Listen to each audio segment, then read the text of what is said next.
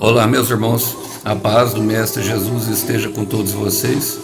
Que Deus abençoe quem me ouve, que o Senhor possa falar sempre conosco por intermédio da sua santa palavra.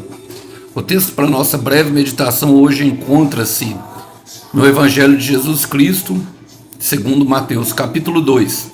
Nós vamos ler ali a partir do verso 9, diz assim: Após a conversa com o rei, os sábios seguiram seu caminho, guiados pela estrela que tinham visto no oriente. Ela ia adiante deles, até que parou acima do lugar onde o menino estava. Quando viram a estrela, ficaram muito alegres. Ao entrar na casa, viram o menino com Maria, sua mãe, e se prostraram e o adoraram.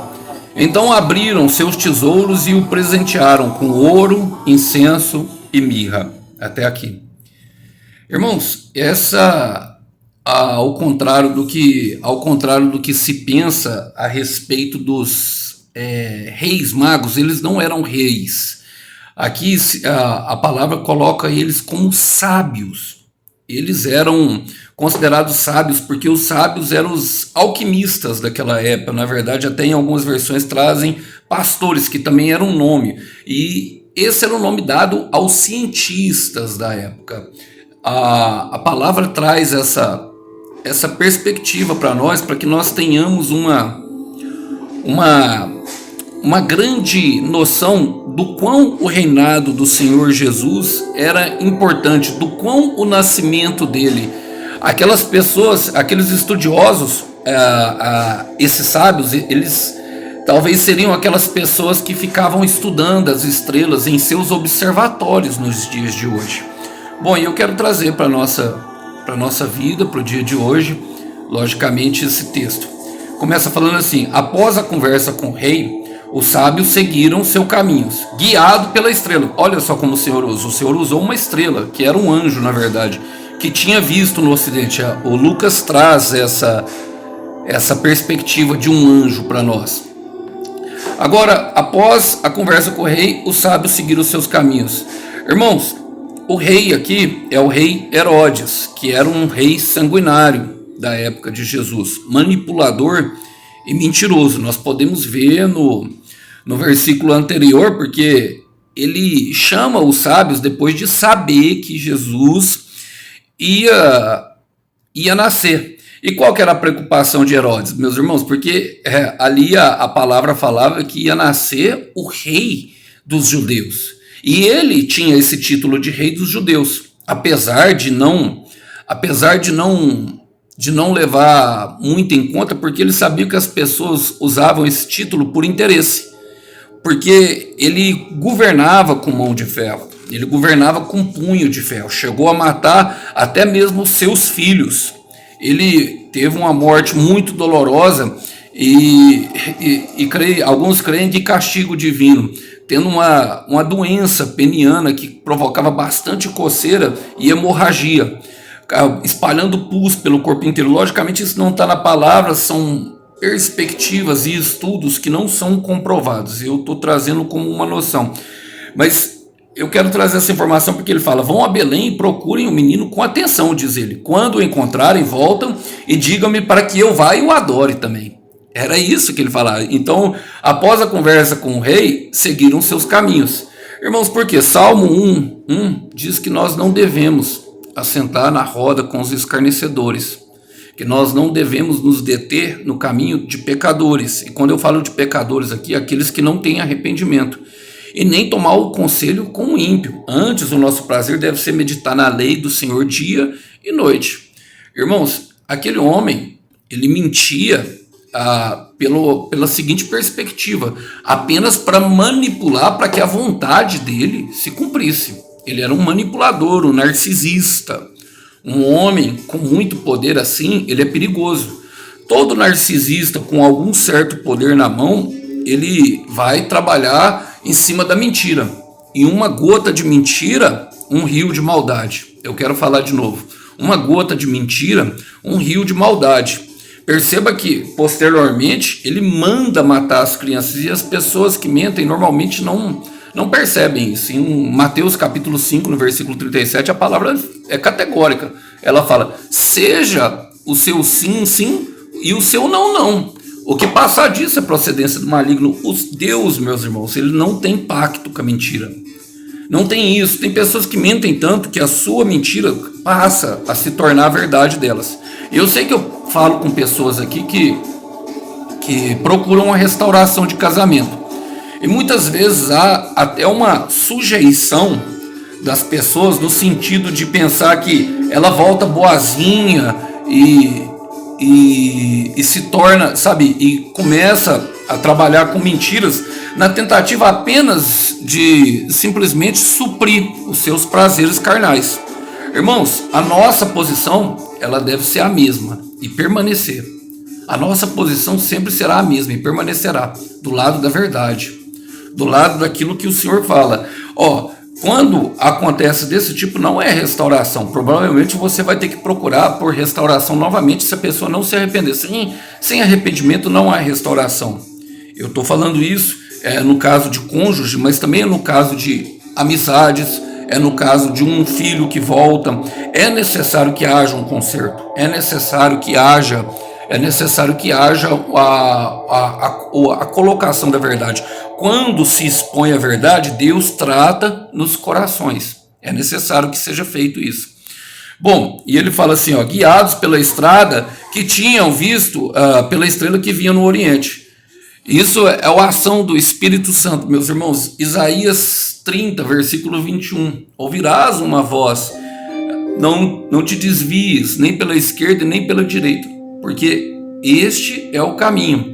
O Senhor sempre nos guia à vontade dele. O Senhor sempre fala conosco. Nós jamais poderemos deixar de falar que o Senhor não falou conosco, não mostrou a sua vontade para nós. O Senhor é justo e soberano. Ele faz tudo na medida certa. Ele dá a chance a cada um de nós para que nós possamos trilhar aquilo que é o nosso propósito, para que nós possamos chegar no destino. Perceba que, além de tudo, ela ia adiante deles, até que parou acima do lugar onde o menino estava. Por que ela ia adiante deles? Eu creio que é uma forma de proteção, meus irmãos. Sabe, uma coisa que impede-nos justamente de fazer a vontade de Deus é o medo.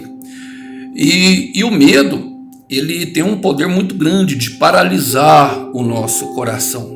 E como ali se tratava do nascimento do Salvador, Satanás ele estava à solta, estava a ponto de acontecer um milagre, estava a ponto de acontecer ali aquilo que sabe, traria resolveria todos os problemas da humanidade, no sentido daqueles que aceitassem ele. Irmão, aceitar Jesus é aceitar o favor de Deus, é aceitar a graça do Senhor. Por isso, aquela estrela ia adiante, parou num lugar acima, justamente num lugar para mostrar que era um lugar elevado. Josué 1,9 fala assim: não te ordenei eu, seja forte e corajoso, e por onde tu pisares, eu estarei contigo. E assim é o Senhor com aqueles que aceitam a graça do Senhor Jesus.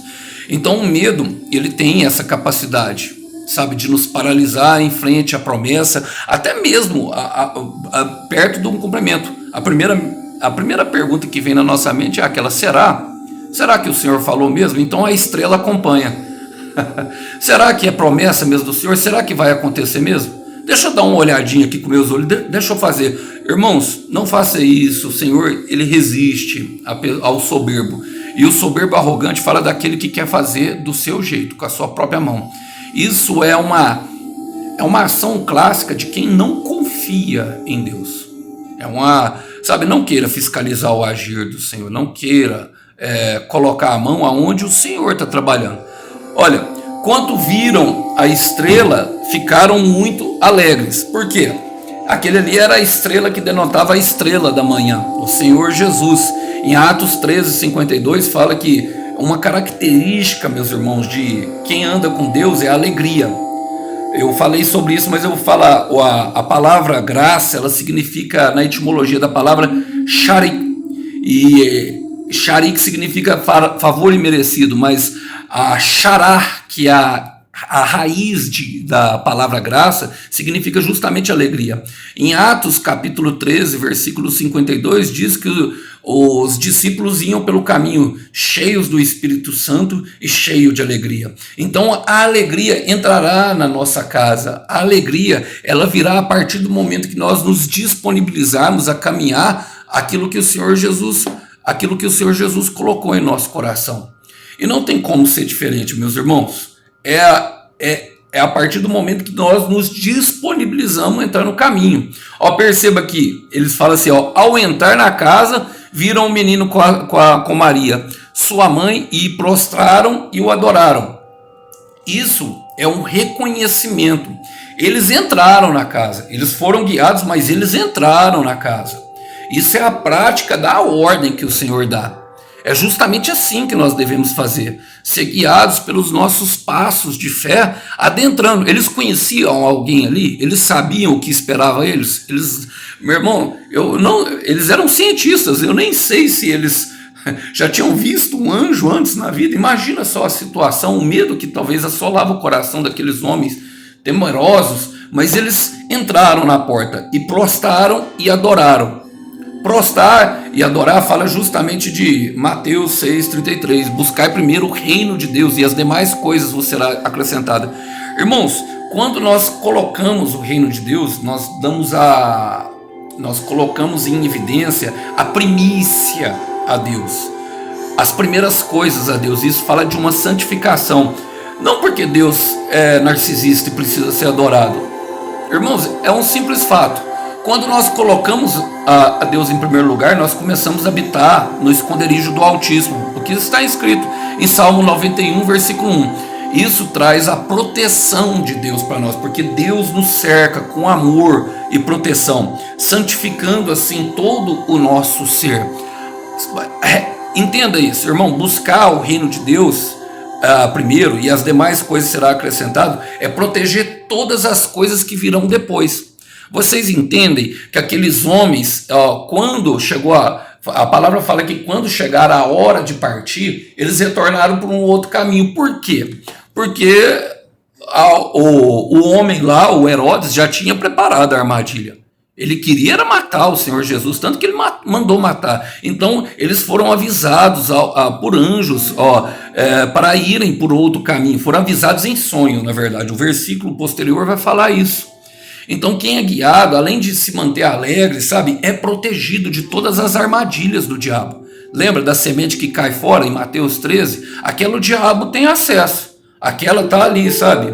Ela não tá lá nem cá, sabe? Não tomou uma decisão.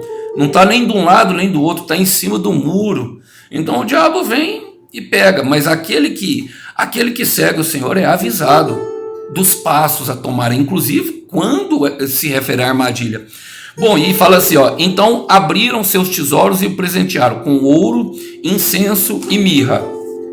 Irmãos, esses presentes se referem justamente àquilo que nós temos do Senhor Jesus. O ouro representa o reinado do Senhor Jesus, que ele tem todo o poder e a autoridade para reverter qualquer situação que se apresentar diante dele. Ele é o nosso reino não é deste lugar. Quem aceita o Senhor Jesus, aceita esse reino, o reino de Deus. O incenso se refere ao sacerdócio, às orações, que toda oração nós podemos apresentar diante dele, é o que Mateus 6,6 fala. E a mirra fala justamente da preservação. A mirra era usada justamente, era como se fosse uma unção para quem fosse morrer, o que a mulher fez, aquela que eles chamam de pecadora, ungiu os pés e os cabelos do Senhor Jesus chorando em lágrimas. Representava justamente isso, a morte do Senhor Jesus, a qual nós teríamos acesso a tudo isso e mais do que isso, o reino de Deus em nós, através do Espírito Santo, sendo tudo em todos. Eu quero ler com vocês um versículo que fala em Isaías capítulo 9, versículo 7, fala assim, ele estenderá o seu domínio e haverá paz sem fim. Todo o trono de Davi e sobre o seu reino estabelecido e mantido com justiça e retidão, onde agora, desde agora e para sempre, o zelo do Senhor dos Exércitos fará isso. E chama de Senhor dos Exércitos aqui porque é Ele que guerreia por nós. Perceba, irmãos, é um reinado a qual nós temos acesso ao trono de Deus. Isso é descrito claramente, porque fala que em Hebreus 5:18 fala que Jesus aprendeu a obedecer pelo sofrimento e se tornando o nosso sacerdote perfeito, pois ele se compadece de tudo o que nós passamos. Então podemos chegar ao Rei com as nossas orações, oferecendo ali, porque nós cremos na morte dele, que representa a mirra, que ele trará e ressuscitará todos os nossos sonhos, desde que nós apresentemos de forma coerente. Lembrando, meu irmão, que toda ação gera uma consequência. E que um vencedor que não compete segundo as regras, ele pode ser desclassificado no meio do caminho. O Senhor Jesus, ele leva bastante a sério todas as coisas dele. Então, nós precisamos entender que a alegria deve nos acompanhar, sermos guiados pelo Espírito Santo em paz e não dar atenção aos escarnecedores. E eu quero terminar com Isaías capítulo 53, versículo 11, que diz que depois de nós termos feito tudo, nós veremos o fruto do nosso penoso trabalho e nos alegrará. É isso que Isaías 53, 11 fala. Verás o fruto do teu penoso trabalho e se alegrará. Então, mãos à obra, meus irmãos. Seja dirigido pelo Espírito em alegria, com paz no coração, renunciando a todas as ofertas a quais Satanás colocará para nós, não aceitando outro caminho que não seja o de verdade, podendo assim adorar, sempre buscando o reino de Deus em primeiro lugar, e as demais coisas nos serão acrescentadas automaticamente por meio desse sacrifício do Cordeiro de Deus que tira o pecado do mundo. Que Deus abençoe, que vocês possam ficar com essa breve meditação. A paz do Mestre. Tchau, tchau.